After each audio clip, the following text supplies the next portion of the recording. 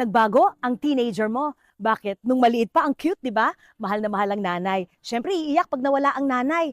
Aba, nung pumasok na at medyo nag-teenager na nga, nagtatago na sa'yo, nakakapansin ka na ng pagbabago. Siyempre, sisisihin na naman natin ang tropa, ang barkada, ang impluensya sa labas.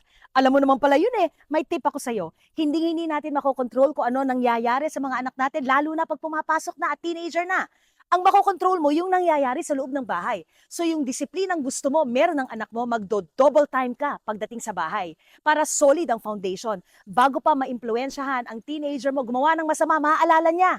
Bakit hindi ko pwede? Sundin ang mga kaibigan ko. Mali kasi yun eh, dahil ang turo ng nanay iba. At pagka-solid ang foundation at alam mo kung paano hindi maging marupok, hindi ka bumibigay sa mga sinabi mong bawal, bago gumawa ang anak mo ng masama, maiisip niya kung ano ang dapat niyang gawin. Huwag ka maging marupok. Pag sinabi mong hindi pwede, hindi talaga pwede. Pero hindi yan nagsisimula pag 12 years old ang anak mo.